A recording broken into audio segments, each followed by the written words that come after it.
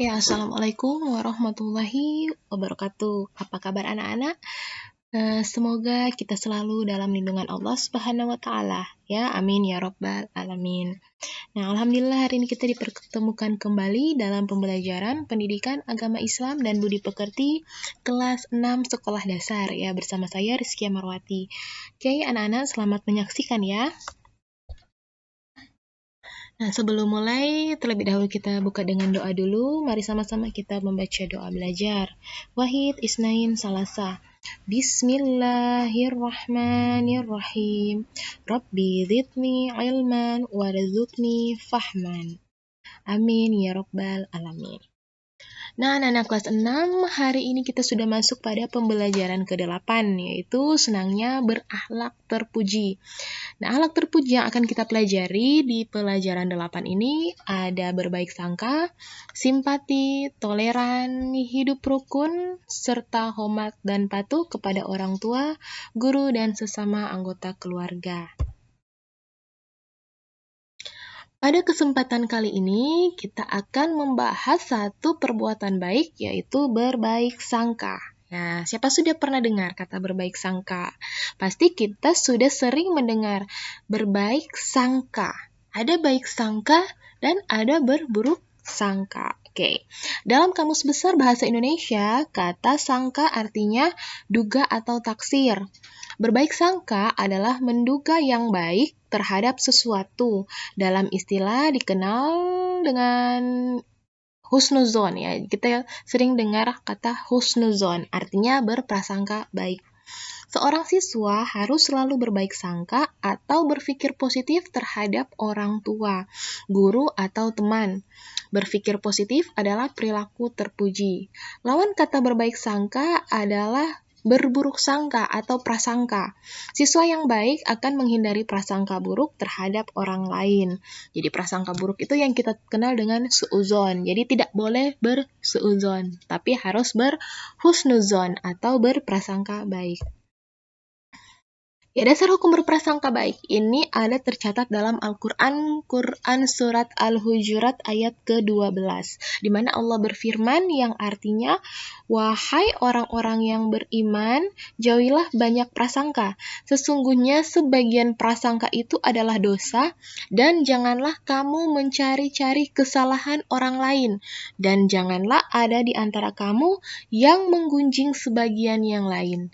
Apakah ada di antara kamu yang suka memakan daging saudaranya yang sudah mati? Tentu kamu merasa jijik, dan bertakwalah kepada Allah, sesungguhnya Allah Maha Penerima Tobat dan Maha Penyayang. Ya, dalam ayat ini, dalam Quran Surat Al-Hujurat ayat 12 ini, Allah Subhanahu wa Ta'ala melarang. Allah menyuruh kita menjauhi berbagai macam prasangka buruk ya, karena sebagian prasangka itu adalah dosa. Nah, jadi jika kita berprasangka buruk, maka itu akan mendatangkan dosa.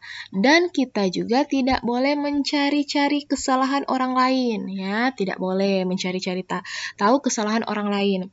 Dan janganlah di antara kamu ada yang menggunjing sebagian yang lain. Nah, menggunjing ini adalah membicarakan kejelekan ya. Jadi, kata menggunjing di sini adalah membicarakan kejelekan sebagian yang lain. Jadi, misalnya si A dan si B membicarakan tentang si C, yang jelek-jeleknya si C. Nah, itu dinamakan menggunjing.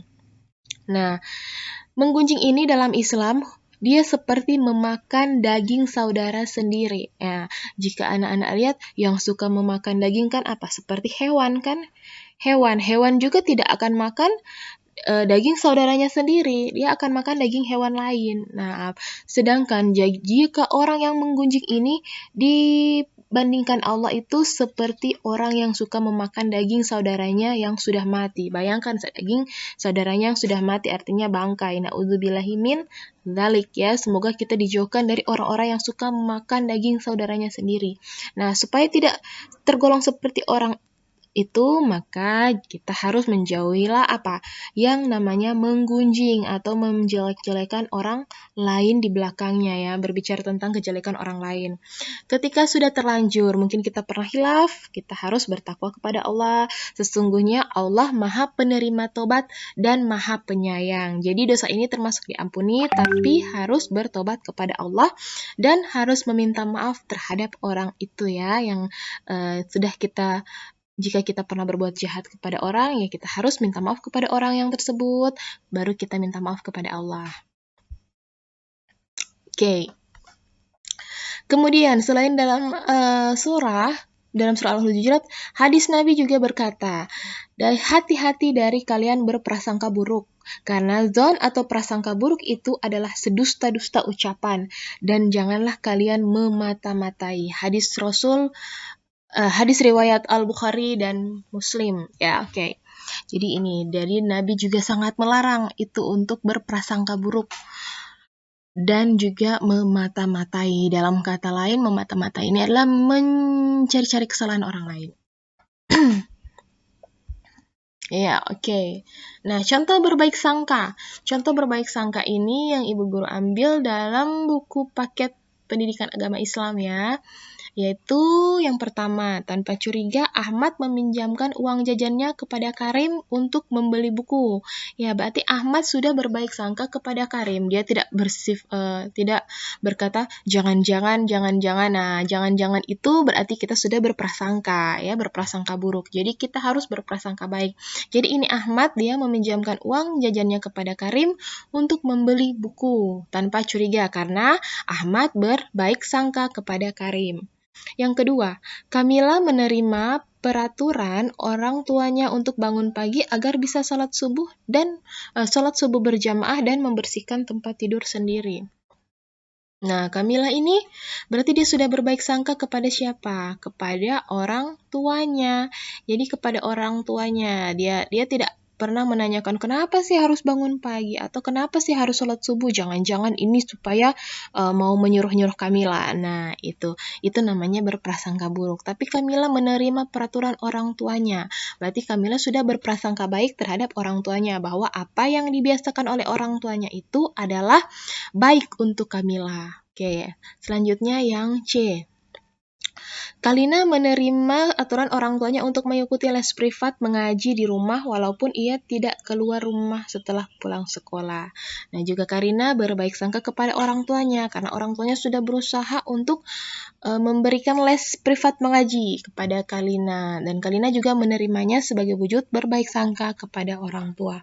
Kemudian Herman memahami sahabatnya Zakaria tidak ikut piknik ke Taman Mini Indonesia Indah karena ternyata Zakaria harus mengikuti ujian renang. Nah, jadi di sini Herman memahami kita sudah berbaik sangka kepada temannya ya. Herman sudah berbaik sangka kepada Zakaria. Dia tidak berpikir buruk. Jadi dia tetap percaya bahwa Zakaria itu tidak datang ke Taman Mini karena harus mengikuti ujian renang. Dia tidak istilahnya dia tidak marah kepada Zakaria, tidak bilang, "Zakaria, kamu tidak pergi ke Taman Mini karena ini ya. Begitu kamu tidak mau pergi denganku ya." Nah, itu namanya dia sudah buruk sangka. Jadi anak-anak juga seperti itu, kepada teman harus berbaik sangka. Insya Allah jika anak-anak selalu berbaik sangka, maka kita akan terhindar dari yang namanya permusuhan. Oke. Nah, jadi setelah kita mempelajari materi hari ini, Ibu harap kita semua bisa bersikap berprasangka baik atau husnuzon kepada siapa saja. Baik kepada Allah yang paling utama, kepada orang tua, guru, teman, dan juga kepada diri kita sendiri ya. Insya Allah dengan selalu berprasangka baik maka kita akan terhindar dari yang namanya prasangka buruk atau kita suka suuzon kepada orang lain karena berprasangka buruk itu mendatangkan dosa, terlebih juga akan mendatangkan permusuhan ya dan perpecahan. Jadi Ibu harap kita semua selalu menerapkan yang namanya berprasangka baik atau yang kita kenal dengan istilah husnuzon ya. Demikian pembelajaran hari ini, dan kalau tadi kita sudah awali dengan doa, dan sekarang kita akhiri dengan melafalkan hamdalah. Alhamdulillahirabbil alamin. Wabillahi taufik